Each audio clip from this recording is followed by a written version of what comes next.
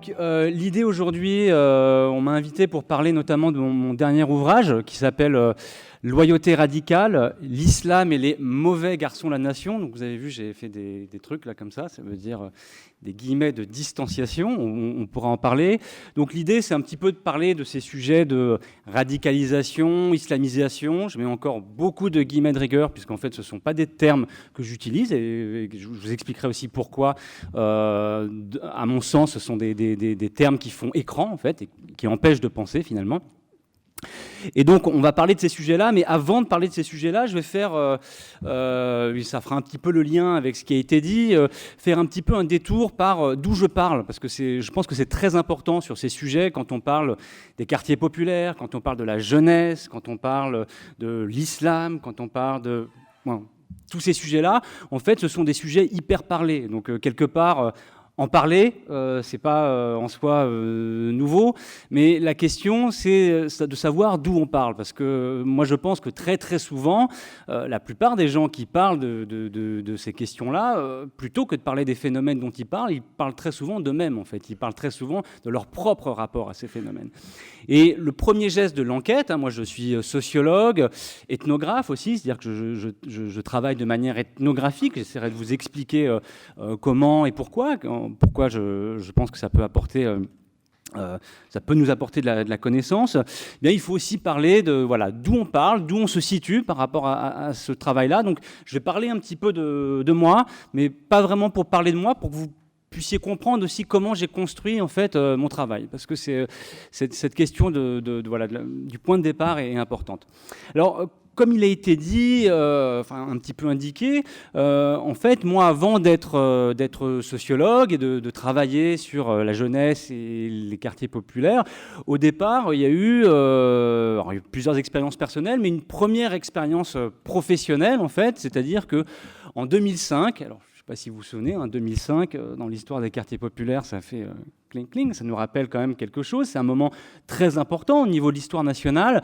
En 2005, je deviens professeur en lycée en Seine-Saint-Denis.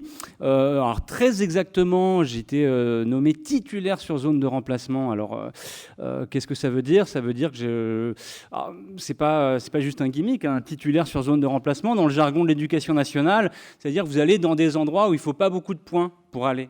Donc en fait, objectivement, ça veut dire que vous êtes envoyé dans des endroits où très peu de collègues désirent travailler et enseigner. Pour appeler un chat, vous allez travailler dans des environnements et des établissements qui sont stigmatisés et qui, pour le dire vite, ont mauvaise réputation à tort ou à raison. Et pendant 6 années, j'ai été titulaire sur zone de remplacement en Seine-Saint-Denis. Donc, en fait, chaque année, je changeais d'établissement.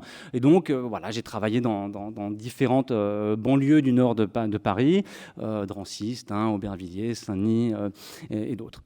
Et, si vous voulez, mon premier rapport à la jeunesse des quartiers, c'est plutôt un rapport de prof-élève, et puis avec pas mal de choses qui m'interrogent.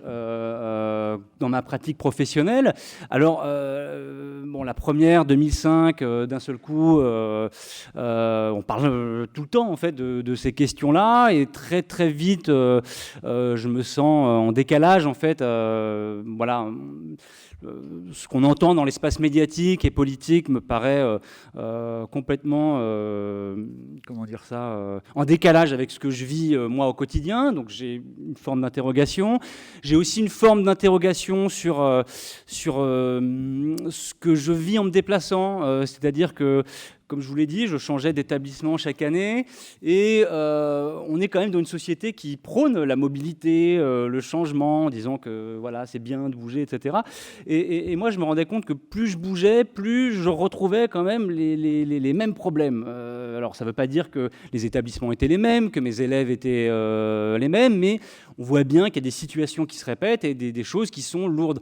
Pour parler comme un sociologue, pour parler par exemple comme Émile Durkheim, c'est la répétition du fait social. On sent qu'il y a quelque chose comme ça qui nous dépasse. Donc tout ça, ça nourrit, si vous voulez, un petit peu mon envie de comprendre, et puis quelque chose aussi qui était peut-être plus de l'ordre de la curiosité personnelle au début, le sentiment vraiment que la relation que j'avais avec mes élèves, c'était qu'une relation en fait un petit peu partielle, c'est-à-dire que je sentais bien que ce qui se jouait sur la scène de la salle de classe, c'était une petite partie en fait de la vie de ces élèves, qui ne sont pas que des élèves, qui sont aussi des jeunes, des enfants, des frères, des sœurs, tout un tas de choses. Et j'avais envie un petit peu, pour mieux comprendre aussi, si vous voulez, mon rapport en tant que prof enseignant, envie de mieux comprendre ça. À un moment qui était aussi d'autant plus important que si on fait la focale historique, 2005, c'est un moment aussi où on parle beaucoup, beaucoup de la jeunesse des quartiers populaires sous le prisme du regard enseignant. Et par exemple, il y a un film qui, je ne sais pas si vous vous souvenez, 2008, la Palme d'Or, hein, Entre les murs. Donc la Palme d'Or, c'est pas rien, hein, ça veut dire, ça dit beaucoup, si on parlait encore comme Durkheim, un sociologue, ça dit beaucoup de notre conscience collective. Et c'est un film qui m'a un peu dérangé, pas forcément le film en soi, mais surtout la réception du film. C'est-à-dire qu'en gros, je ne sais pas si vous l'avez vu, mais en gros, l'idée, c'était, on nous disait, voilà qui sont ces jeunes. Or, en fait, ce film est comme s'il y a un arrière-fond derrière, comme si les dernières personnes qui pouvaient parler de ces jeunes qui nous font si peur sont ces enseignants qui sont envoyés au front, etc.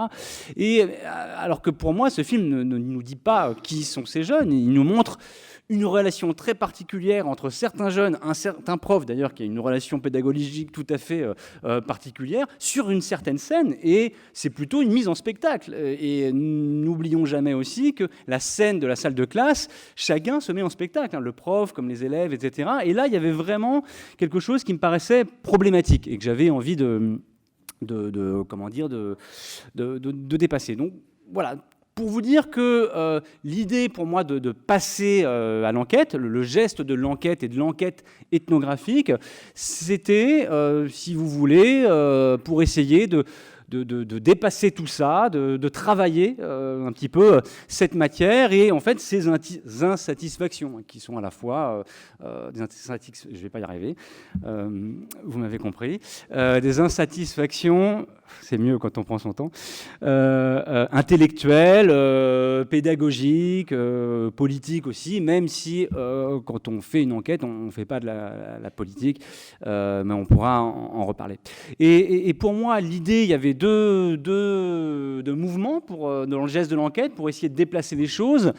Un, eh bien, comme je vous l'ai dit, hein, moi je connaissais bien mes élèves sur la scène scolaire. Alors du coup c'était intéressant parce que j'avais accès à une certaine partie de l'être de ces élèves et d'ailleurs il y a beaucoup de coupures très souvent. Donc j'avais accès à ce matériau-là aussi, mais du coup j'avais cette envie de pénétrer sur d'autres scènes sociales. Donc la famille, le quartier, etc. Et de voir les mêmes élèves, si vous voulez, les mêmes jeunes, les mêmes personnes sur des scènes différentes. Donc un déplacement un petit peu, si vous voulez, en termes de scène sociale et d'espace et de territoire. Un déplacement qui est aussi hyper important parce qu'on est toujours très prisonnier sur ces questions de jeunesse, de quartier populaire, par l'imaginaire, et j'insiste, l'imaginaire du ghetto, hein, l'imaginaire de la séclusion, l'imaginaire de l'enfermement. Mais cet imaginaire-là,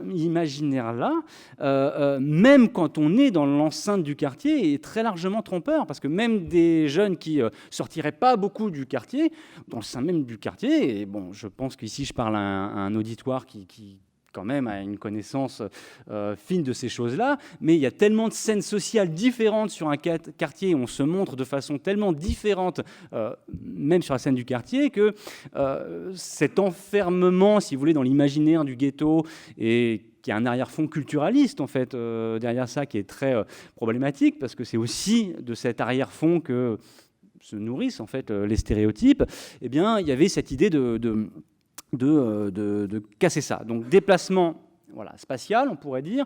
Et puis un autre déplacement, qui est un déplacement temporel. L'idée était pour moi de suivre en fait des jeunes. Et au départ, après je vais vous montrer que de fil en aiguille, les choses se complexifient, se densifient. Mais au départ, les jeunes que je connaissais bien, et de les suivre dans le temps. Et quand je dis suivre des jeunes dans le temps, c'est suivre des trajectoires de jeunes sur plusieurs années. Et je vous parlerai un petit peu de mes différents livres, mais quand je dis plusieurs années, c'est sur 3, 4, 5, 6, 8, 9, et maintenant sur certains jeunes, 10 ans. Et ce suivi ethnographique dans la durée, il est pour moi en fait très précieux et en fait assez décisif, parce que vous travaillez, et c'est mon cas en fait, je travaille sur des thématiques assez différentes, que ce soit la question de délinquance, les questions de rapport à la religiosité, les questions de mobilité sociale, les questions d'études supérieures, les questions de... Toutes ces questions-là, la question de la mise en couple, etc., eh bien, plus la focale temporelle est élargie, plus en fait vous voyez des choses. Et je dirais une chose finalement toute simple, banale, presque logique, mais sur ces phénomènes-là, prenons deux phénomènes qui ont l'air opposés comme ça, la question de la délinquance et la question de la mobilité sociale. Voilà, en gros, les mauvais jeunes de banlieue qui sont les caïras qui resteraient en bas des murs et les bons qui resteraient à l'école. En fait, la question de la temporalité, elle est extrêmement importante parce que nous sommes sur des processus et des phénomènes qui sont lents et qui sont longs. Mais tout simplement parce que quand vous avez un concentré de difficultés, juste par exemple sur la question des études, si vous partez d'un peu plus loin et que vous avez moins de ressources que d'autres, eh bien, y a plein de phénomènes qui vont prendre un peu plus de temps.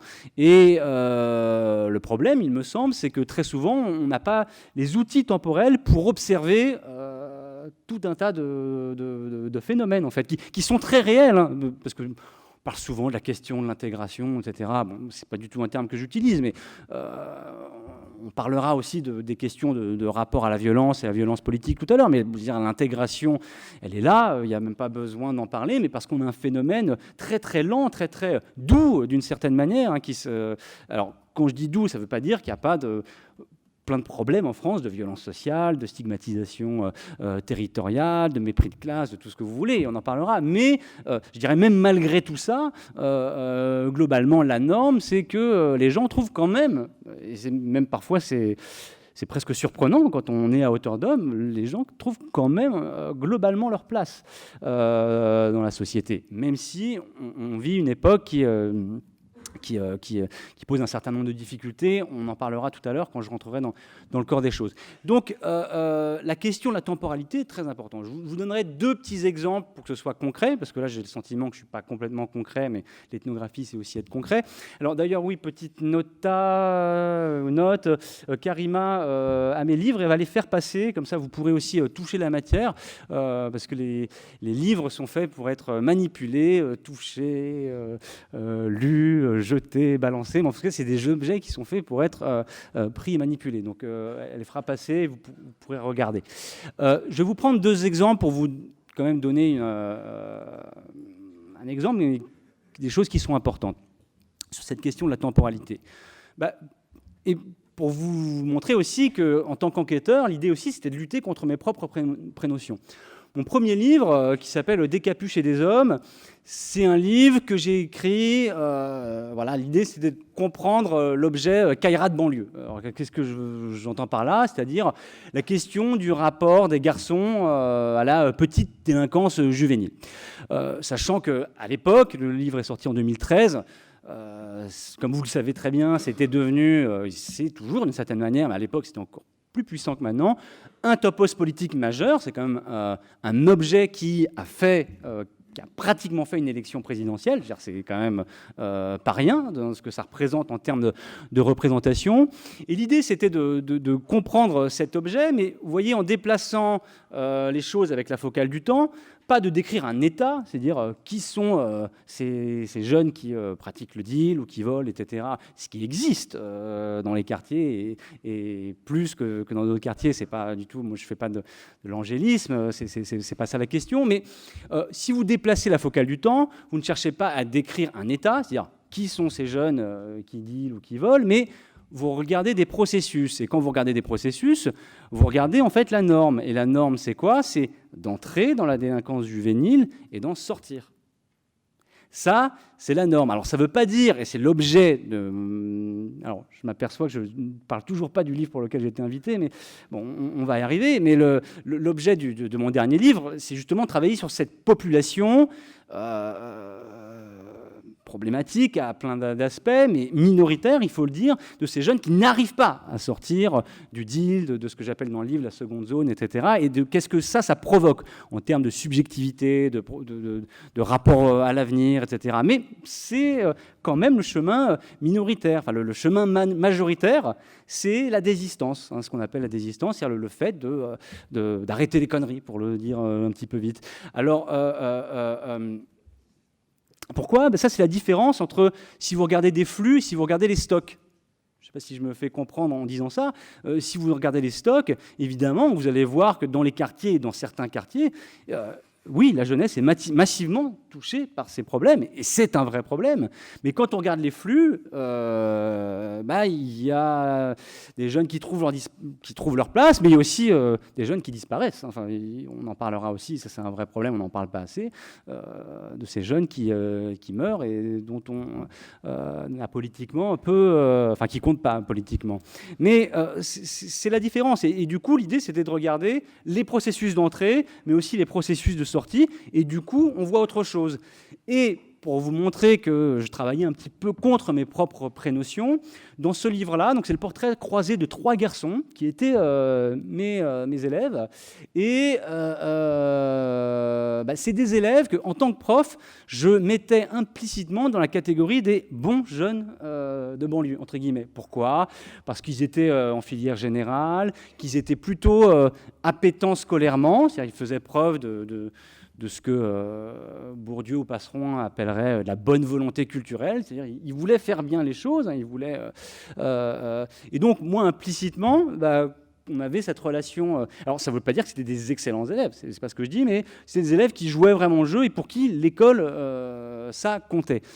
Petite parenthèse, et si je n'ai pas l'occasion de le redire, en fait, l'école, ça compte pour tous les jeunes, même ceux qui y échouent. Et c'est bien ça un des cœurs de la question, mais on y reviendra. Et donc, ces garçons qui me donnaient tous les gages de on joue le jeu, etc. Quand je suis passé à l'enquête, qu'est-ce que j'ai découvert? J'ai découvert que Tariq, qui était si appétant intellectuellement en cours, aussi il dealait de la drogue, et puis qu'il était plutôt pas mal placé dans l'échelle du deal. Et ça, je ne pouvais pas le voir, en fait, en étant pris sur la scène scolaire. Je ne le voyais pas. Que Radouane, qui, par exemple, après chaque devoir, venait recompter ses points, parce qu'à l'époque, je comptais au 25e de points près. C'était une lubie pédagogique, et il recalculait tout, et pour lui, avoir 10,75 ou 10,5, c'était pas du tout pareil, parce que pour tout un tas de raisons, parce qu'il y a aussi cette compétition sur les notes avec les copains, etc. Et qu'est-ce que je découvre? Que dans le même temps, et je dis dans le même temps, c'est-à-dire au moment où ces jeunes passaient leur bac, Radouane, il était plutôt spécialisé dans le vol de GPS sur Paris, etc., etc. Et là, du coup, vous voyez les oppositions un petit peu toutes faites entre les bons, les mauvais, les méritants, les non méritants, les intelligents, les pas intelligents, tout ce que vous voulez. La rue, l'école aussi, elle tombe, et parce qu'il faut penser ces choses-là en relation. De même, sur mon deuxième livre qui s'appelle Jeunesse française au pluriel, Bac plus 5 Made in banlieue. Alors dans ce livre-là, je suis sur 5, 6, 7, 8 ans, selon les trajectoires, une vingtaine de jeunes de quartiers populaires, parents issus de l'immigration, pas de diplôme dans la famille, qui font ce parcours d'étudiants. Donc ils ont le bac et puis ils vont aller vers un diplôme du supérieur. Ce parcours, au fond, très républicain, mais complètement invisibilisé. C'est-à-dire, c'est pareil, on parle beaucoup des jeunes qui qui font du bruit ou qui brûlent des voitures, etc. Mais aussi tous ces jeunes qui font des études et finalement incarnent la promesse républicaine, si on la reprend au sérieux, hein, cette idée que la République prend tout le monde dans ses bras et grâce à l'école peut accompagner ceux qui n'ont pas toutes les ressources au point de départ, les accompagner dans un chemin de ce que vous voulez, on parle très peu de ces jeunes et voilà, c'est un livre qui leur est consacré. J'en parle pas parce que sinon, mais il y aurait beaucoup de choses à dire, parce que sinon je ne vais pas arriver au cœur de l'invitation. Donc, bon, j'étais un peu long, mais pour que vous compreniez un petit peu l'esprit dans lequel je travaille, pourquoi je travaille, et aussi mon rapport au terrain. Et vous allez voir que tout ça, ça a des conséquences en termes de ce que je trouve et ce que je dis. Alors, le livre Loyauté radicale, qui porte sur la question de l'islamisation, de la radicalisation, c'est un croisement de plusieurs terrains. Donc, c'est un croisement de ce terrain Seine-Saint-Denis que je vous ai longuement un petit peu défriché. Donc, c'est cette dizaine d'années, voire un peu plus maintenant, passées au contact de jeunes que je suis longtemps. Alors, vous comprendrez que sur les questions de rapport à la violence ou de religiosité, alors comprenez-moi bien, je ne mets pas la religiosité et le rapport à la violence en équivalence, mais ce sont des choses que je traite dans le livre. Le recul du temps est très important, puisque on a vraiment très très tôt fait de réifier, d'essentialiser les choses, notamment le rapport à la religion. On parle de l'islam, comme si c'était un gros bloc monolithique qui pourrait nous tomber comme ça sur la tête ou sur les pieds. Alors que quand vous suivez en fait des jeunes vraiment dans la durée, on voit que le rapport à leur religiosité, il se bricole, il change en fait en permanence, il se transforme, et c'est dans ces transformations en fait que se joue l'essentiel. Donc il y a ce terrain Seine-Saint-Denis, et puis un terrain à Grigny qui est un petit peu différent, qui est un terrain que j'ai investi depuis 2 ans et demi maintenant. Alors là, qui est un peu différent, c'est un terrain plus immersif. Alors Grigny, si vous connaissez pas, enfin c'est plus au sud de Paris. Et en fait, c'est une ville qui a plusieurs particularités. La première, c'est que c'est déjà la ville la plus pauvre de France. Donc voilà, je dirais dans le tableau des cités, objectivement, c'est quand même une cité qui a énormément de difficultés parce qu'elle concentre énormément de problèmes économiques et sociaux. Et puis, c'est une cité qui est remontée dans le cœur de l'actualité en janvier 2015, puisque Amédi Coulibaly, si vous vous souvenez, janvier 2015, l'attaque de l'hypercachère Vincennes, de Vincennes, c'est un garçon qui a grandi à Grigny. Et pourquoi Grigny ? Alors au départ, c'est un petit peu fortuit. En fait, j'ai été invité avec un collègue qui s'appelle Jérôme Truc, qui travaille beaucoup sur la sociologie de la réception des attentats. On avait été invité à Grigny le 13 novembre 2015. Alors, cette date, elle était fortuite, mais vous entendez bien déjà qu'elle aura son importance et qu'elle va aiguiller un petit peu tout ce qui va se passer. On est invité par un collectif d'habitants qui, si vous voulez, a recueilli des messages en janvier 2015 après les attentats. C'est-à-dire qu'à Grigny, les gens ont été sidérés comme nous tous par ce qui s'est passé, mais je dirais doublement sidérés, en fait même triplement sidérés, c'est-à-dire la sidération nationale, je dirais. Ensuite, la sidération locale, c'est-à-dire, Amédi Coulibaly, pour beaucoup de personnes, c'est Amédi, en fait. C'était quelqu'un qui était connu, que les gens avaient des rapports avec lui, et des rapports qui n'étaient pas les rapports du monstre qu'on décrit dans les médias, etc. Des rapports, je ne dis pas un monde rose, ça pouvait être des rapports de conflit ou d'amitié, mais je dirais des rapports humains, quoi. Et quelqu'un qui était connu. Et puis, qu'est-ce qu'on fait avec ça ?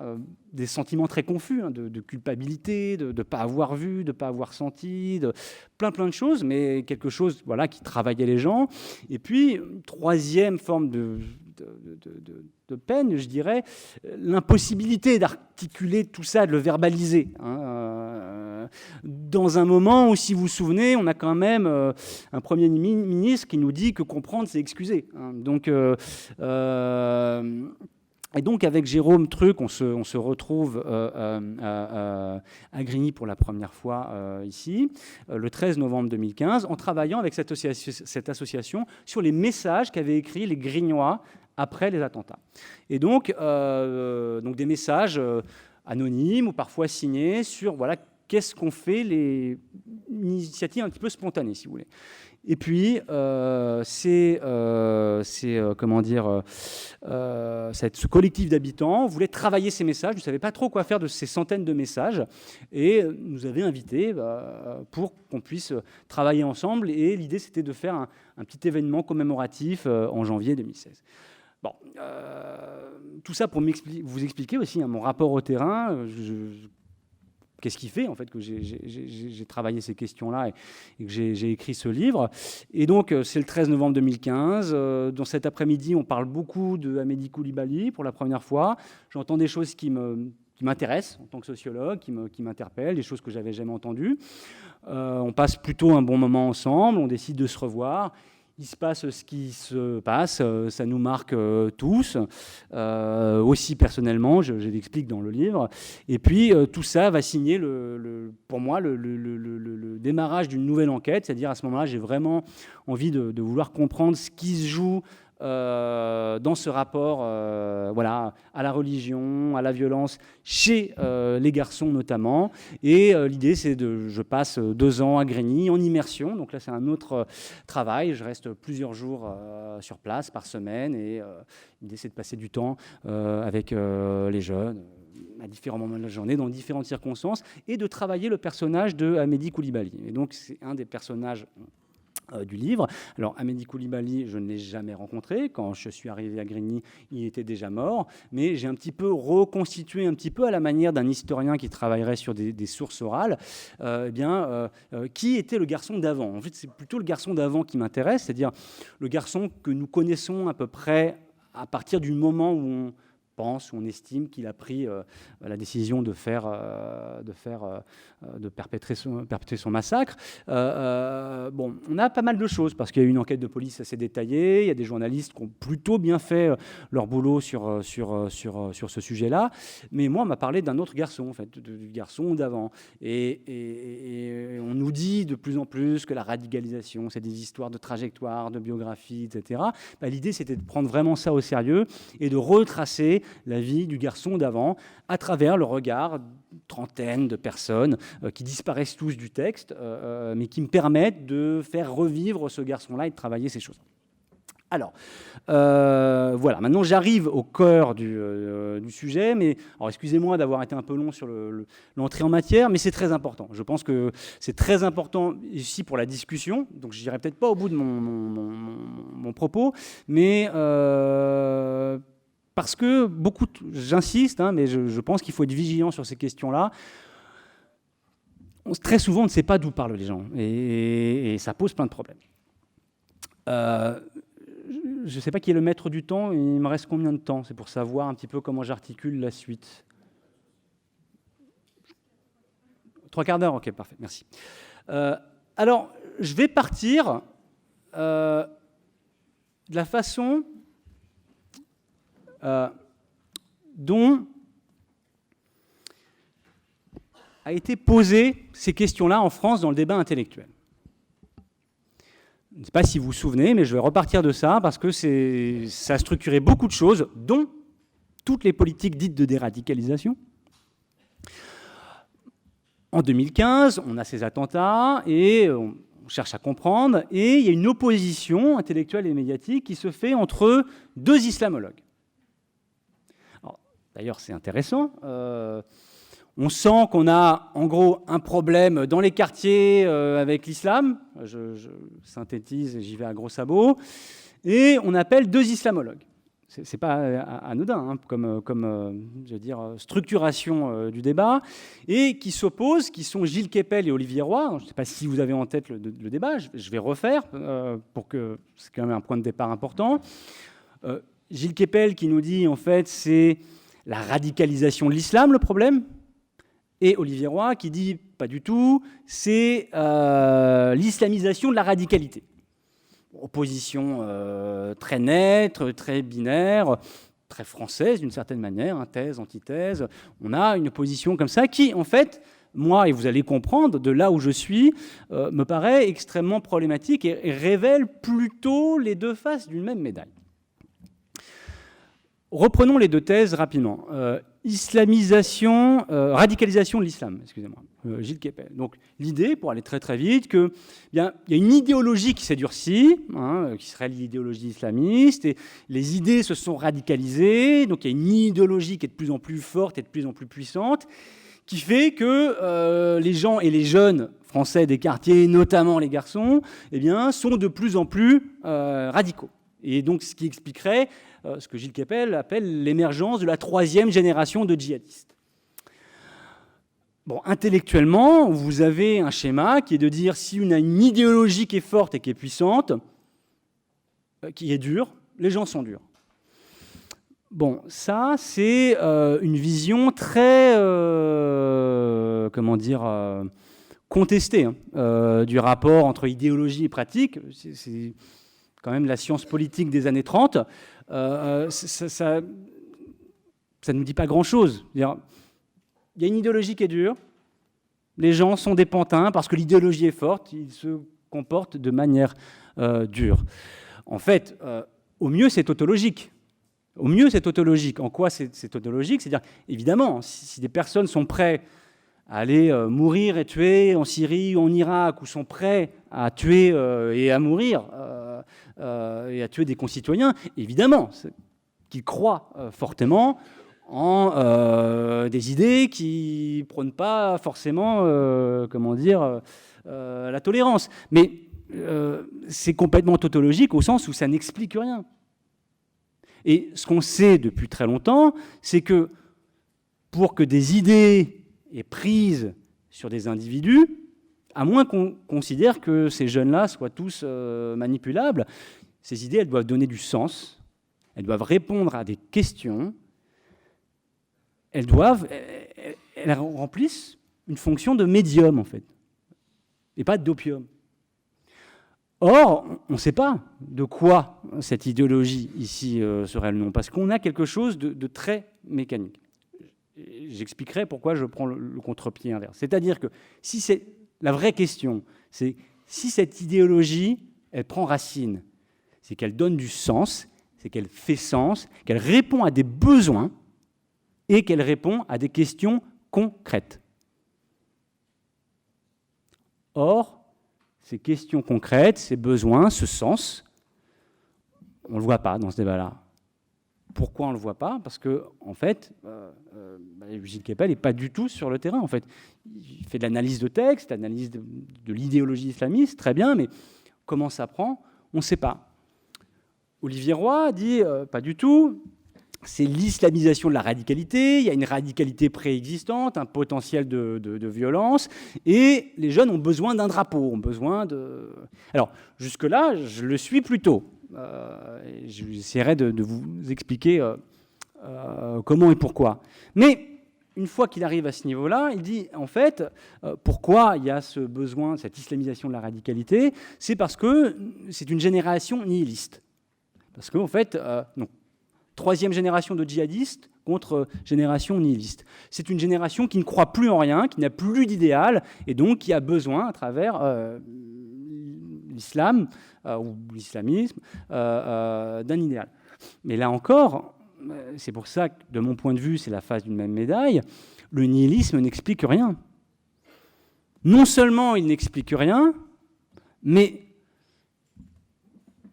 en fait, quand vous êtes sur le terrain, et j'imagine qu'une bonne partie d'entre vous le sont, sur le terrain, quand vous passez du temps avec tous ces jeunes-là, il y a tout sauf du rien. Il y a des désirs, il y a des croyances, il y a des aspirations, il y a des frustrations, il y a des envies, il y a des projets, ou parfois il n'y a plus de projets possibles. Mais ça, ce n'est pas du rien, en fait. Il y a des possibilités, des impossibilités, il y a tout ça. Et donc, on ne peut pas dire qu'il y a du rien. Et quand qu'on arrive au nihilisme, on arrive là aux limites de l'explication, qui est encore due à la position, là ici, de Olivier Roy, puisqu'il n'est plus, en fait, au contact de cette jeunesse.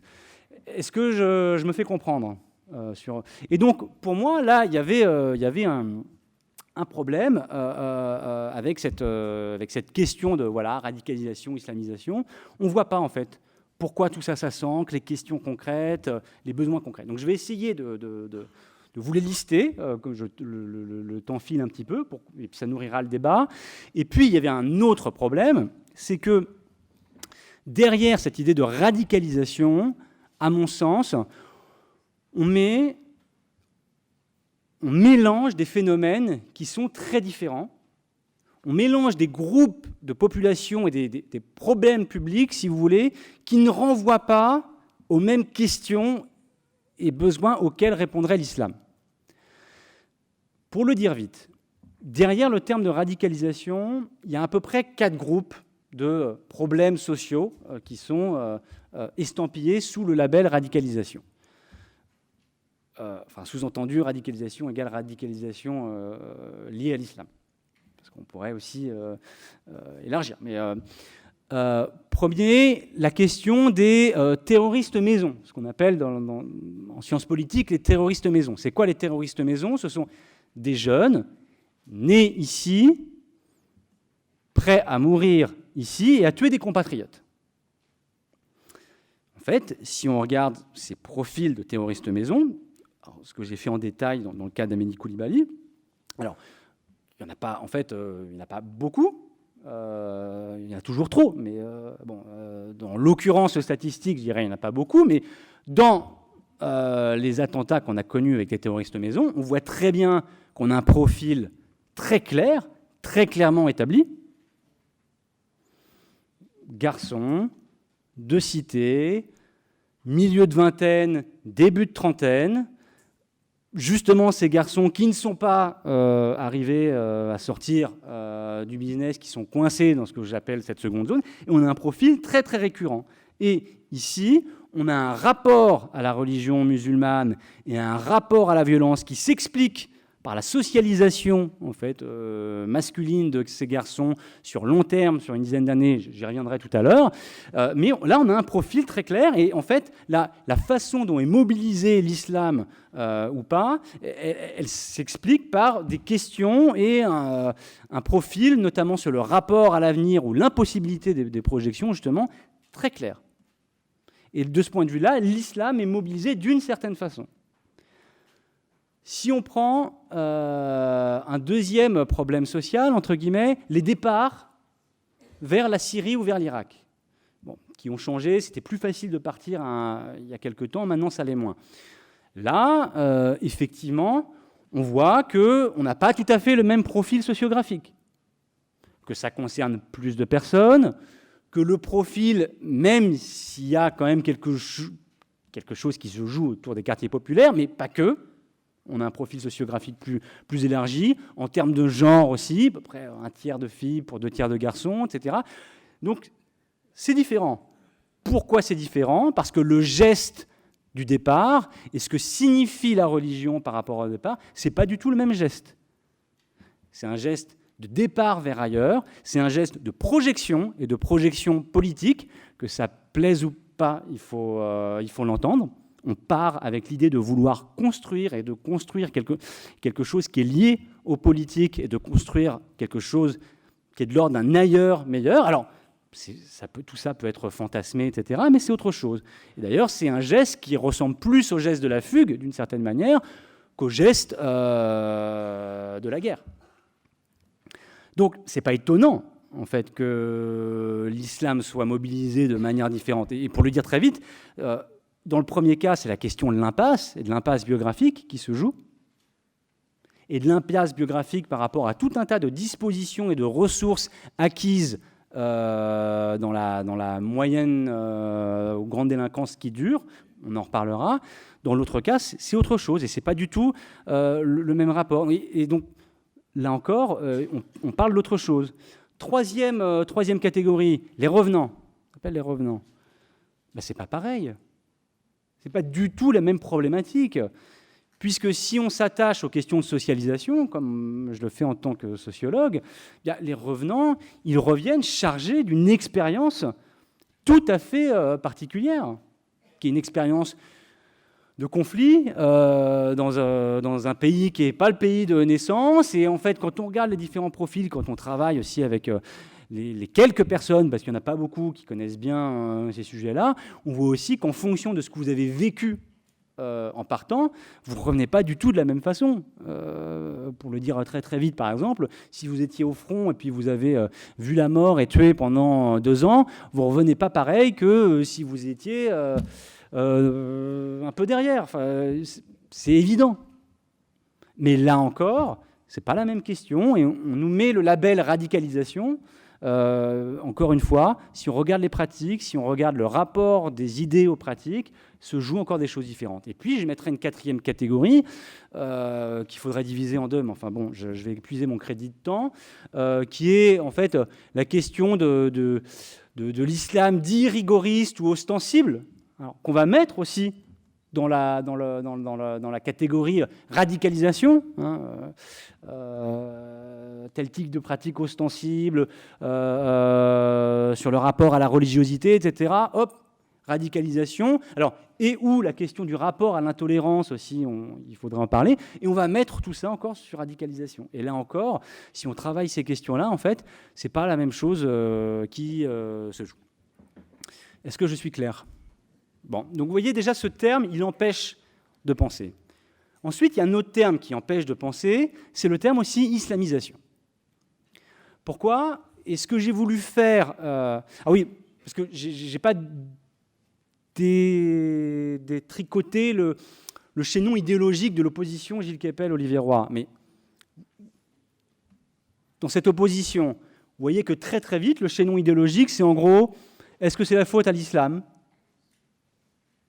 Comme c'était la faute à Voltaire, ou est-ce que c'est pas la faute à l'islam ? C'est ça.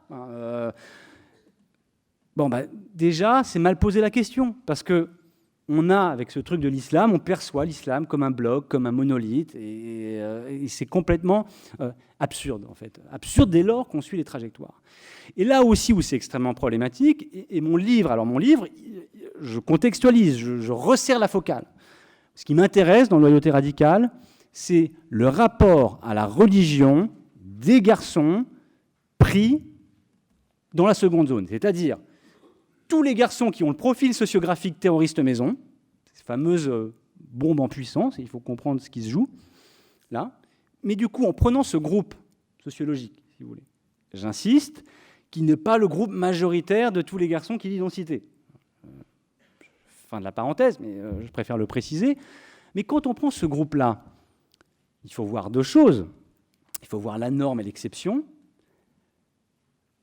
L'exception, c'est essayer de comprendre ces trajectoires où le rapport à la religiosité, le rapport à l'islam est mobilisé dans le cadre d'une vision belliqueuse et d'une implantation d'une vision guerrière à la vie, type le parcours Amédi Koulibaly, type dans le livre un garçon qui s'appelle Radouane, qui est un de mes anciens élèves, donc que je connais depuis 9 ans, qui a voulu partir en Syrie, et ça m'a beaucoup interrogé et perturbé aussi, puisque c'est quelque chose que je n'avais pas senti, et je travaille cette question-là dans le livre.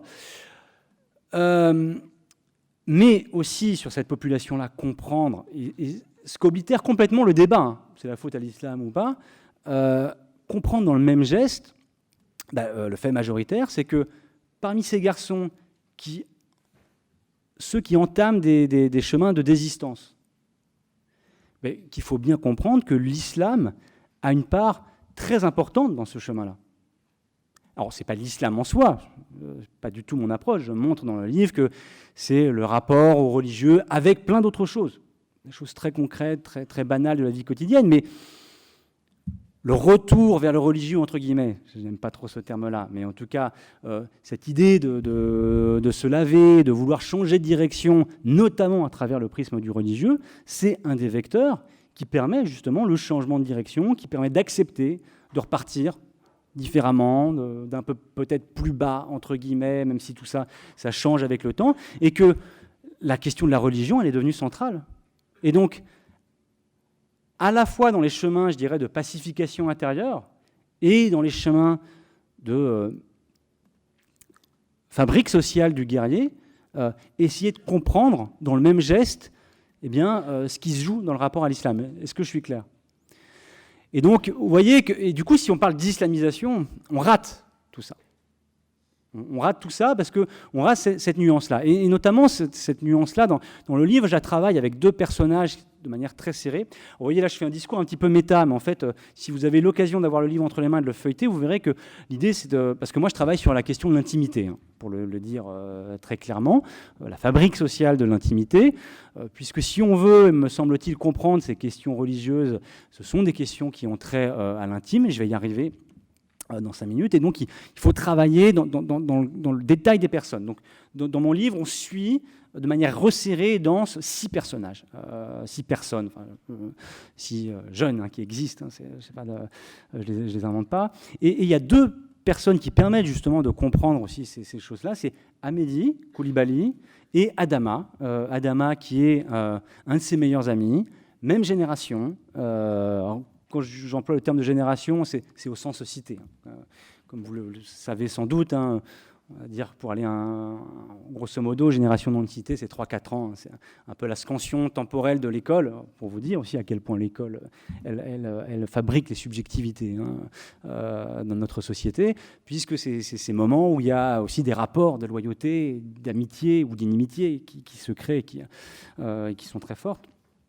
Et donc même génération, ils sont passés par les mêmes galères, pour le dire très très vite, tous les deux très très impliqués dans le braquage, dans le deal, mais enfin surtout dans le braquage, caisse prison, un rapport relativement comparable aussi dans la trajectoire migratoire, parents maliens, etc., etc. Donc et vous avez d'un côté Hamedi Koulibaly et vous avez de l'autre Adama qui, lui, va devenir travailleur social. Et donc, comprendre ces 2 trajectoires à côté, ça nous dit beaucoup de choses. Et puis aussi comprendre, comme on le voit bien dans le livre, que Adama, même s'il condamne en tant que personne, en tant que travailleur social, les actes de son copain, parce que ça reste son copain, même s'il les condamne, en fait, il ne peut pas non plus répudier en fait, la fidélité et l'amitié qu'il a eue avec ce garçon, parce qu'en grande partie, c'est aussi au nom de cette amitié qui s'est engagé dans le travail social. Et donc, essayer aussi de comprendre ces mécanismes, ça permet de lever des voiles aussi sur beaucoup de choses, parce que quand on parle de radicalisation, je ne vais pas vous mentir, j'arrive pas avec une baguette magique. Et personne ne peut arriver avec une baguette magique en disant, mais c'est le problème aussi un petit peu intellectuel de la radicalisation. Puisque si vous faites un petit peu d'étymologie, le terme de radicalisation nous renvoie à la racine, et très souvent, implicitement, dans beaucoup de discours, c'est l'idée qu'on pourrait trouver la racine du problème. Ah oui, c'est Internet. Ah oui, c'est les mosquées. Ah oui, ce sont les imams radicaux. Ah oui, c'est tel verset du Coran. On a toujours ce truc de trouver le truc qui a créé l'étincelle. Moi, ce que je dis et ce que je montre dans le livre, c'est que ce sont des chemins beaucoup plus complexes, beaucoup plus denses. Il n'y a pas au mieux, entre guillemets, il y a un élément déclencheur. C'est le même truc de Internet ou des prêches radicaux, par exemple. Si vous avez, allez, imaginons un fou furieux qui fait un prêche radical et puis quelqu'un qui est prêt à se faire sauter, l'écoute et il va. Et puis on va dire, ah oui, c'est la faute de ce prêche, etc. Mais encore une fois, je veux dire, on n'a rien compris. La question, c'est qu'est-ce qui fait que le garçon qui est prêt à se faire sauter, quand il arrive devant ce type, qu'est-ce qui fait qu'il l'écoute ? Qu'est-ce qui fait que ce qu'il lui dit a du sens ? Parce que toutes les études sérieuses en psychologie sociale, en sociologie du terrorisme, etc., sur d'autres terrains que la France, montrent très clairement que le terroriste est il est très souvent rationnel, au sens où, quand il va vers la mort, il a de très très bonnes raisons de vouloir mourir. Et d'ailleurs, s'il réussit plutôt bien son coup, c'est qu'il a pensé les choses. et qu'il y a une véritable cohérence. Et donc, ça, c'est quelque chose qui est quand même très largement étayé. Donc, du coup, il faut encore comprendre voilà, cette question du sens. Alors, avec le temps qui m'est imparti, je vais essayer de balancer comme ça des débuts d'idées, de faits, parce que pour l'instant, mais je préfère le faire comme ça. 20 minutes, c'est jouable ? Oui ? D'accord. Alors, je vais essayer de tenir deux choses, peut-être trois. Alors, je prendrai peut-être 25 minutes. Si j'oublie, vous me rappelez à ma commande non tenue. Je voudrais vous lister un petit peu, je vous ai dit, tout ça, ça répond à des questions concrètes, etc. Je voudrais vous dire, en fait, ce qui se joue derrière, pourquoi le désir d'islam. Ensuite, je voudrais essayer d'aller derrière le désir d'islam et de comprendre la fabrique du guerrier. En fait, ce sont deux questions qui sont différentes. Et puis ensuite, peut-être revenir au titre et pourquoi j'ai intitulé finalement ce livre « Loyauté radicale ». Alors, sur les questions, voilà, pourquoi le désir d'islam, pourquoi un désir d'islam très très fort dans les quartiers, et notamment chez ces garçons coincés dans la seconde. L'idée, pour le dire un petit peu vite, c'est que la religion et l'entrée dans la religion répond à nombre de questions, à nombre de problèmes qui, aujourd'hui, pour tout un tas de raisons qui sont des raisons historiques, qui sont liées en fait à l'histoire des quartiers populaires, et pas du tout à l'histoire théologique de la religion. Il y a plein de questions aujourd'hui qui sont restées sans réponse, ou trop peu d'institutions ou de personnes, et en fait, on pourrait le dire plus simplement, en fait. En gros, il y a beaucoup de jeunes qui ne trouvent pas assez d'adultes pour répondre à des questions importantes qu'ils se posent. Elles sont de plusieurs ordres. Il y a un premier type de questions qui sont des questions métaphysiques. Ça a l'air d'être un gros mot, métaphysique, etc. Mais enfin, la religion, c'est déjà et avant tout un discours métaphysique sur le rapport métaphysique au monde. Donc, on peut parler tant qu'on veut de l'idéologie, mais il y a aussi des dimensions métaphysiques. Et il y a plein de questions métaphysiques que ces jeunes se posent et qui sont restées sans réponse. Alors, je ne vais pas toutes les poser parce que je ne vais pas avoir le temps, mais alors, la métaphysique, pour le dire peut-être simplement, c'est quoi ? Qui je suis, d'où je viens, où vais-je, toutes ces grandes questions. Bon, vous comprenez bien le nœud de problèmes dans les quartiers populaires, dans le rapport aux trajectoires migratoires, etc. Bon, j'en parle longtemps dans le livre, mais prenons une seule question très forte, qui est la question de la mort. La question de la mort, c'est une question métaphysique.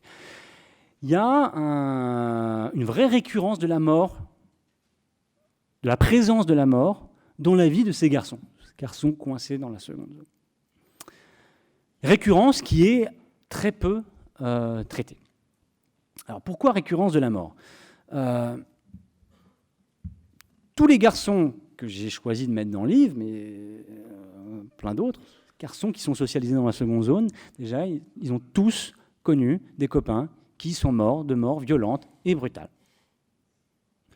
Pour des raisons différentes. Alors, depuis quelques années, on parle de plus en plus des bavures policières, etc. Donc, ça existe. Je connais pas mal d'histoires dans les quartiers dans lesquels j'ai travaillé, mais ce n'est pas, en fait, les raisons de la disparition la plus brutale. Hein. Il y a la question des overdoses de drogue, dont on en parle moins qu'à un moment donné, mais chez ces garçons coincés dans la seconde zone, la première cause, c'est les règlements de compte. Les règlements de compte qui ne sont pas... en fait, dont on se fout un petit peu politiquement et socialement, pour le dire un petit peu vite. Il y a la question aussi des disparitions. Par exemple, Tariq, dont je vous parlais tout à l'heure. Tariq, lui me dit qu'il a 3 copains qui ont disparu. C'est-à-dire, vous avez 16, 17, 18 ans d'un seul coup, vous avez des potes, ils disparaissent. Personne ne sait où ils sont, enfin ils ont disparu. Ça, c'est pas rien, ça se travaille tout ça. La question du deuil, la question de la disparition. Pour redonner un exemple, j'imagine que connaissant l'auditoire, je vous apprends probablement rien, mais ce sont des petites choses qui, quand même, pour comprendre aussi l'ampleur du phénomène sur cette population-là. À Grigny, j'ai travaillé de très près avec un EduxP qui lui, ça fait 30 ans qu'il est sur le terrain, mais vraiment sur le terrain. Sur 30 ans, on a fait le décompte, on a pris un peu de recul. Il a compté 38 morts. Sur 30 ans de pratique, 38 garçons dont il était proche qui sont morts. C'est-à-dire qu'ils sont morts de manière absurde par rapport au cycle de vie. Je parle seulement des garçons avec qui il a travaillé, pas des autres dont il sait, des garçons avec qui il est... ça a quand même des conséquences sur les subjectivités, sur la question du deuil. Quand vous avez un mort, en fait, cette question du deuil, elle est extrêmement peu travaillée. Aussi beaucoup parce que les adultes qui pourraient la travailler sont peu formés, il y a souvent aussi une chape de plomb, parce que aussi il y a tout un tas de culpabilités réciproques qui se jouent. C'est plus facile quand c'est un flic, quelque part, qui tue un jeune. Quand c'est, et à Grigny ça se répète de plus en plus, quand c'est un jeune qui tue un autre jeune, là c'est compliqué. Là c'est vraiment compliqué.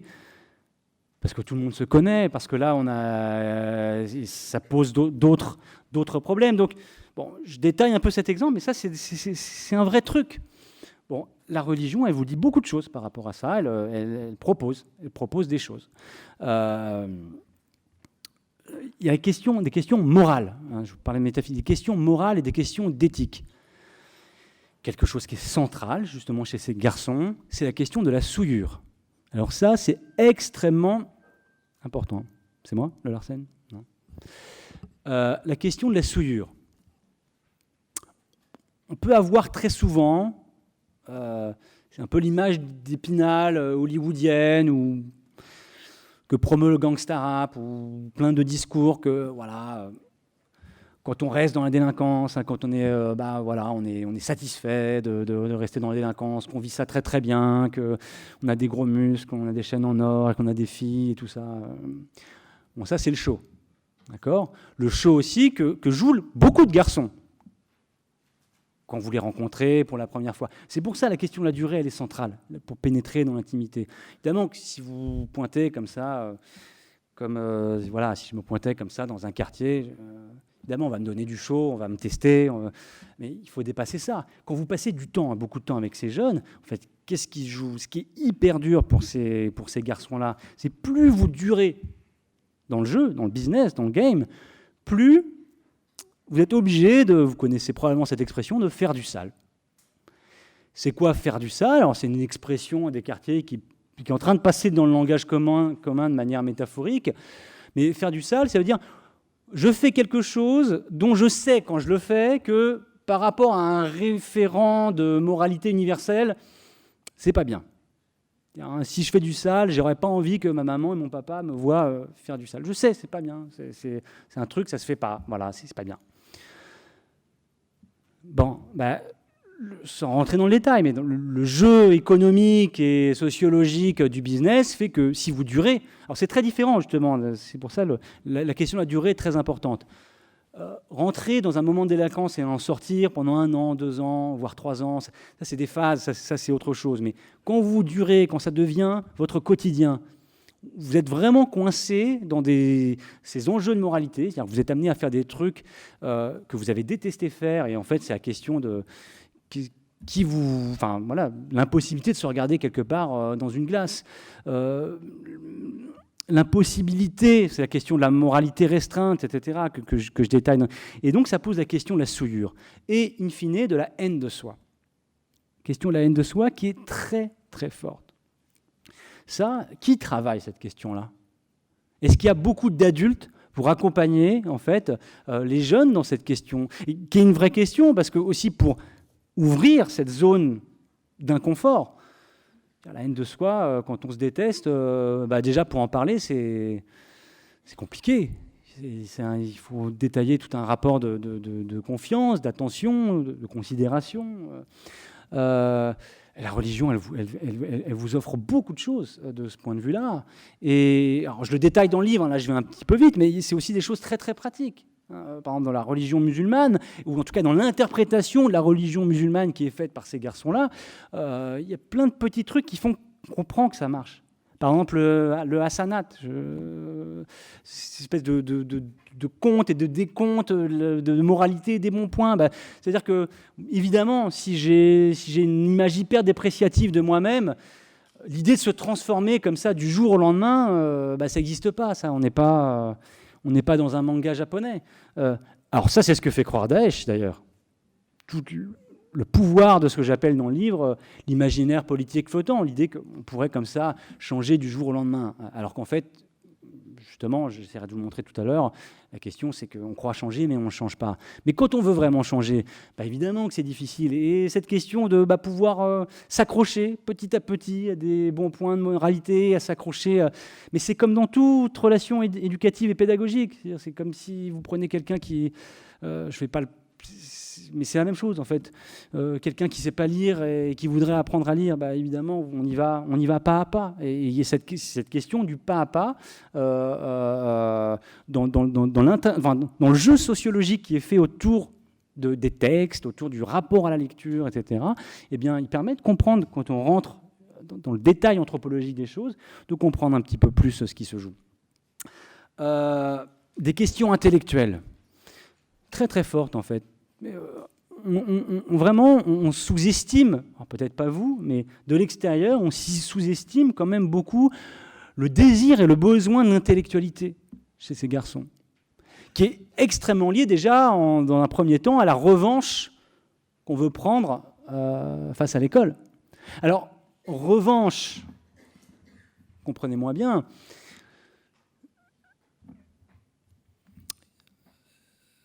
je vais prendre 5 minutes, c'est important ce truc-là, de la revanche par rapport à l'école, parce que vous compreniez aussi l'écart entre les discours, les pratiques et le jeu autour du spectacle aussi.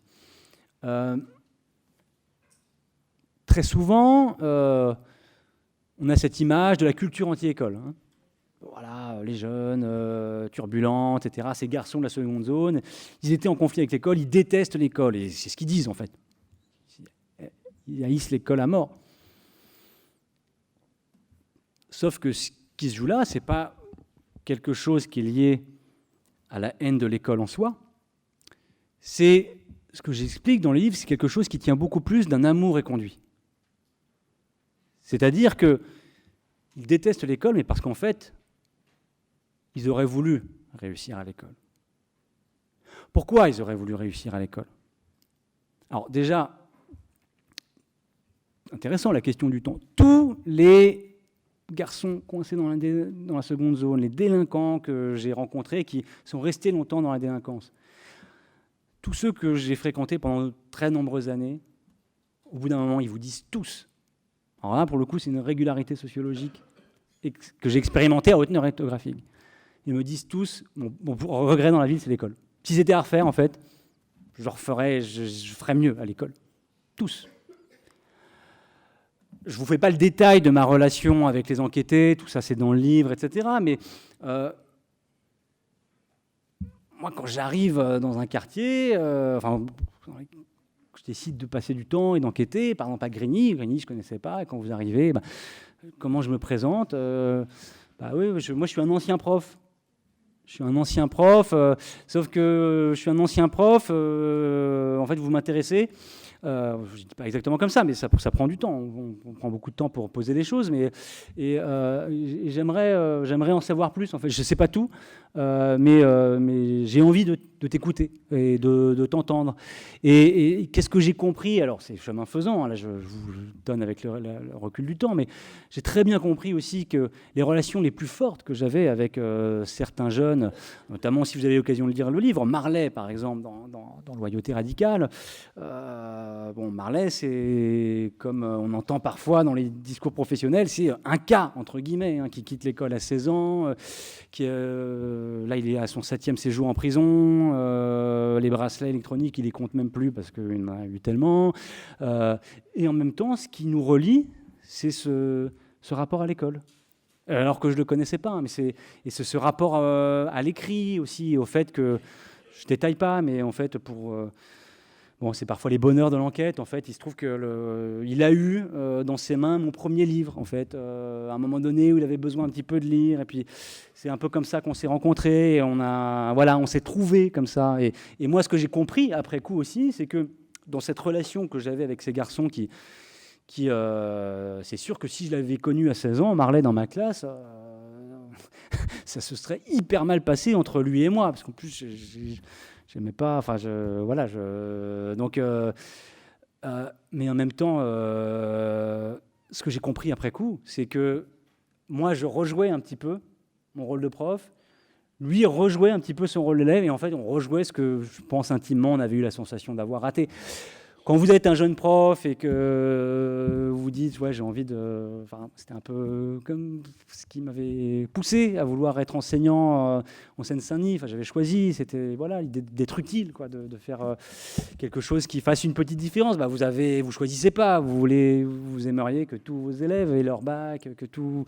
Et puis, bon, il y a la réalité sociale qui fait que vous avez un effet sur quelques personnes, mais pas sur... Donc, il y a aussi ces regrets-là, et moi, je pense, il faudrait probablement que je fasse une psychothérapie pour en être sûr, mais je pense que si j'ai engagé ce travail d'enquête, c'est aussi peut-être pour continuer quelque part d'une certaine manière ce travail-là. Et je voyais bien aussi comment, avec des jeunes avec qui ça s'était très très mal passé avec les profs et avec les enseignants, participer à l'enquête, me parler, c'est aussi une façon de rejouer les choses.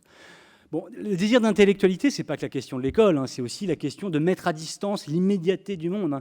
On est dans un monde qui prône en permanence la question de l'immédiateté, les réseaux sociaux, etc. Mais c'est encore accentué pour les jeunes qui sont prisonniers de cette seconde zone, qui sont pris dans le jeu du business. Parce que dans le jeu du business, vous êtes dans un présent permanent. C'est un coup après un autre coup. Et en fait, on voit très bien comment cette économie... morale aussi du business est hyper compatible avec le capitalisme contemporain et la question du singularisme, etc. D'ailleurs, c'est pas un hasard. C'est pas dans mon livre, mais je suis sûr que vous connaissez certains cas. C'est des cas plus rares, mais les quelques jeunes qui ont duré dans le business et qui ont été suffisamment malins pour capitaliser un petit peu et arriver à se transformer à se blanchir avec tous les guillemets de rigueur, très souvent ils deviennent hyper bons en fait dans l'économie légale quand ils ont réussi à bien basculer, parce qu'en fait ils ont déjà toutes les dispositions, c'est déjà des super managers en fait. Et donc on a vraiment quelque chose qui est lié aussi à notre temps. Bon là dans un envers parallèle, mais et donc, voilà, cette question de l'intellectualité. Alors, la question politique, je ne détaille pas, parce que il me reste 10 minutes, d'accord.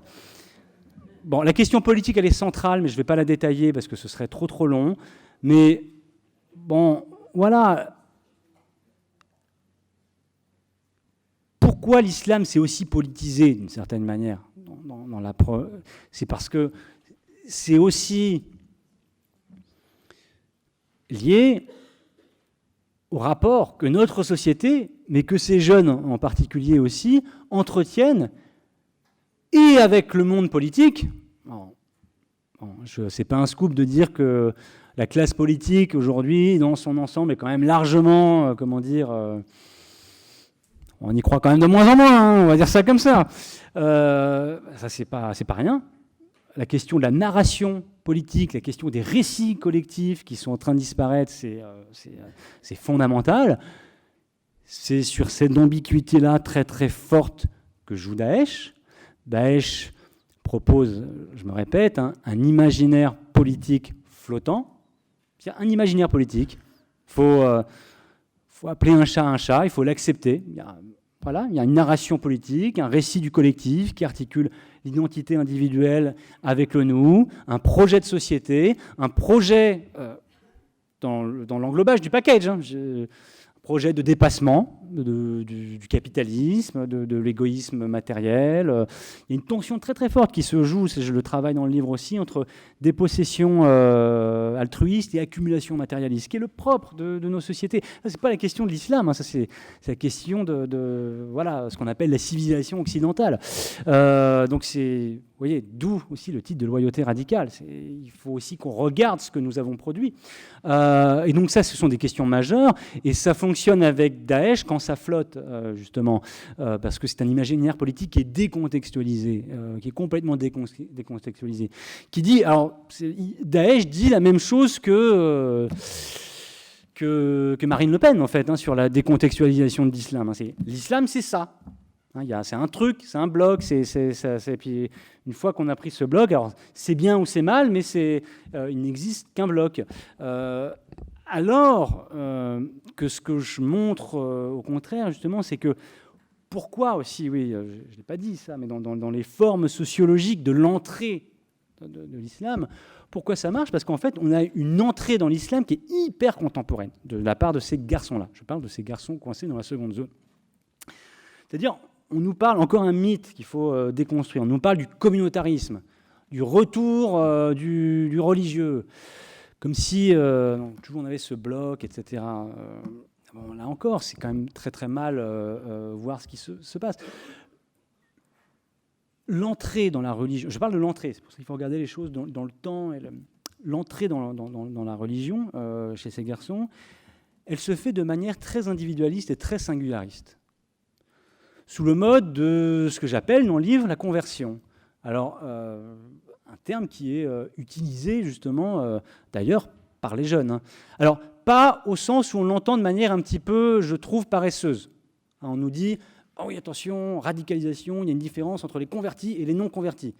Sous-entendu, les convertis, c'est les blancs gaulois. En gros, leurs parents croyaient en autre chose. Et puis les non-convertis, ils sont un peu différents parce que, comme Obélix, vous comprenez, ils sont tombés dedans quand ils étaient petits. Donc, c'est pas pareil. Non, dans l'entrée, il y a le même geste de la conversion, au sens... conversion au sens newborn américain, au sens où voilà, c'est une renaissance, je me convertis, c'est-à-dire je définis moi-même mon propre rapport à la religion et je me bricole mon propre rapport, et en faisant ça, je m'affirme en tant qu'individu, je me pense comme un individu singulier. On a une injonction à la singularité dans notre société qui est très très puissante, et en faisant cela, je deviens meilleur, et je fais même mieux que devenir meilleur, je deviens meilleur que tout le monde. Ce truc très capitaliste de cette recherche de la plus-value. Et en fait, c'est bien pour ça que d'ailleurs, si on est un petit peu au cœur, entre guillemets, des familles, etc., on voit très bien que, notamment, ça se voit très fortement entre les pères et les fils. Alors, je ne veux pas de généralité, je parle vraiment de ces garçons qui sont coincés dans la seconde zone, qui ont été à l'écart pendant longtemps et qui savent qu'ils sont des mauvais fils, entre guillemets, même si tout ça, ça ne se dit pas. Et c'est bien le problème aussi de la non-explicitation de toutes ces choses-là. Et d'un seul coup, la religion, elle explicite, elle dit, elle donne des mots aux choses. L'islam, dans ces cas-là, c'est très souvent le médium d'un conflit de génération entre les pères et les fils.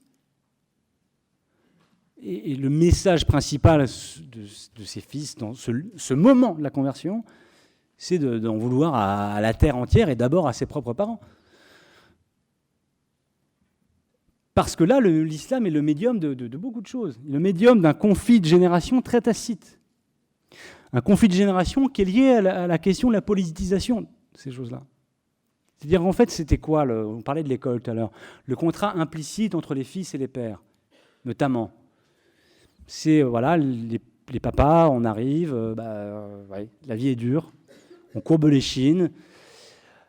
Vous voyez dans le livre, par exemple, sur les 6 garçons, 2 ont perdu déjà leur père. En fait, ils sont tués à la tâche sur les chantiers.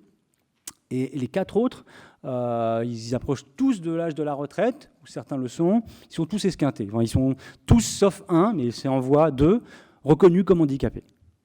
Voilà, donc la vie a été dure. La vie a été dure, la vie a été faite de racisme, de plein de choses, et aussi on va courber les chines, mais pourquoi? Aucun des papas ne souhaite que leurs enfants deviennent ouvriers. Aucun. Le contrat tacite, c'est on courbe les chines parce que vous allez réussir à l'école et vous allez avoir un bon travail. Et c'est ça le contrat implicite entre les parents et les enfants et entre les parents et la République, entre guillemets. Sauf qu'entre-temps, il s'est passé beaucoup de choses. Il s'est passé le post-fordisme, il s'est passé la désindustrialisation, il s'est passé plein de choses. Qui fait que ce contrat ne peut pas toujours être tenu pour tout le monde. Et dans beaucoup de cas, en fait, et ce qui rajoute, je vous parlais de la haine de soi, ça permet aussi de mieux comprendre, on a failli. On a failli. Et ce geste de politiser l'islam en faisant, mais dans le show, dans le spectacle, quelque chose de très public, voilà, je m'affirme comme très religieux, etc., qui est complètement à l'inverse de ce que pratiquaient majoritairement les pères. Un islam très personnel, très souvent très, très discret, entre guillemets. Alors, quand je dis ça, c'est pas du tout un jugement de valeur, comprenez-moi bien, mais qui n'était pas pensé de la même façon. Très souvent, en fait, le fait de dire, pour aller un peu vite, je suis un meilleur musulman que toi, c'est une façon de dire je ne vais pas faire ça, je ne vais pas courber les chines, et je vais avoir un rapport différent à ces questions-là. Mais en même temps, et c'est aussi la force de l'islam, il n'y a pas que ce message-là dans le fait de devenir religieux, je vais bientôt m'arrêter, parce qu'on dit aussi autre chose. Quand un fils est avec son père le vendredi soir à la mosquée, par exemple, même s'ils n'y vont pas ensemble, en général, parce que déjà, ce n'est pas le même rapport à la théologie très souvent, mais pas le même, on n'y va pas avec le même groupe de pères, P-A-I-R-E-S. Mais le fait de simplement partager un moment de communion spirituelle et de voir son père, alors un père et un fils dans ce moment-là, c'est aussi une façon de dire qu'on s'aime. Et donc, il se joue tout ce nœud, en fait, dans le rapport à la religion. Alors, je vais arrêter, mais je vais lancer 2-3 choses et on pourra en discuter. Alors, j'ai parlé du geste de conversion. En fait, c'est un geste initial, parce que quand on prend le temps, justement, après la conversion, se joue ce que j'appelle la reconversion. Et c'est autre chose, c'est ce moment où, si vous voulez, l'engagement dans la religiosité retrouve de sa place par rapport aux engagements sociaux précédents, et c'est globalement quand même la norme, et il faut aussi comprendre ce moment-là. C'est un moment qui est complètement invisibilisé, oblitéré par les débats sur les plateaux télévisés, etc. Pourquoi ? Parce que c'est pas spectaculaire du tout, en fait, mais c'est quand même ce qui se joue de manière la plus régulière. Et je n'ai pas du tout parlé de rapport à la violence politique, notamment de Amédi Coulibaly, etc. Mais enfin, bon, on ne peut pas tout dire, vous pourrez regarder dans le livre, mais juste dire une chose, en fait, et pour être clair et appeler un chat, sur le parcours des terroristes maison, quand on fait le détail sur le parcours de Amédi Coulibaly, notamment sur l'écart entre discours pratiques, en devenant terroriste, qu'est-ce qu'il dit ? Il dit « j'ai changé ». D'ailleurs, je ne suis plus Amédi Coulibaly. Comme tous les terroristes maison, il prend un alias. Donc voilà, dans le discours, c'est « j'ai changé ». En fait, quand vous regardez le hiatus entre le discours et les pratiques, justement, s'il réussit à commettre l'attentat, c'est parce qu'il n'a non seulement pas changé du tout, mais c'est parce qu'en fait, il pousse dans sa logique extrême, je parle de continuité radicale, en fait, il ne fait que faire ce qu'il a appris à faire depuis des années. Et on ne peut pas raconter n'importe quoi. C'est-à-dire, quelqu'un qui peut faire un attentat terroriste, il doit disposer d'un certain nombre de ressources, de qualités, de compétences. La question de savoir garder le secret, la question de se procurer des armes, le matériel, la question de savoir faire un plan, la question du sang-froid, tout ça on peut le détailler. Ça, c'est pas, vous apprenez pas ça sur Internet. C'est une expérience prolongée de socialisation qui vous permet, à un moment donné, d'être prêt. Et donc, ça pose la question de la fabrique du guerrier. La fabrique du guerrier, elle ne se fait pas en lisant des textes. C'est une expérience répétée, prolongée, au sein de cette seconde zone. Et donc, qui est liée au fait qu'un nombre, et je pense croissant, de jeunes n'arrivent plus à s'en extirper, que quand ils arrivent au milieu de vingtaine, trentaine, pour plein de raisons, si vous ne pouvez plus vous projeter,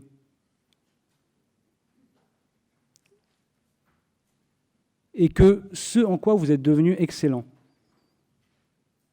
ce en quoi vous êtes devenu compétent, vous ne pouvez pas jouir de la reconnaissance anthropologique minimale de la compétence. C'est quoi? C'est la reconnaissance sociale. Il ne faut pas comprendre, il ne faut pas, enfin, je veux dire, il faut pas. On comprend en fait la logique des choses. Et cette violence-là, ces compétences-là, c'est le produit de ce qui se joue dans cette seconde zone. Et cette seconde zone, elle est le produit d'une histoire sociale, nationale. Et c'est beaucoup à ça qu'on assiste aujourd'hui. Donc, sur cette question-là, je dirais même d'un point de vue pur de sécurité publique, on doit aussi poser des questions qui ne peuvent pas se résumer aux conversations culturelles paresseuses sur la question de la religion. Bon, j'ai été un petit peu trop long, j'ai pas tout dit, mais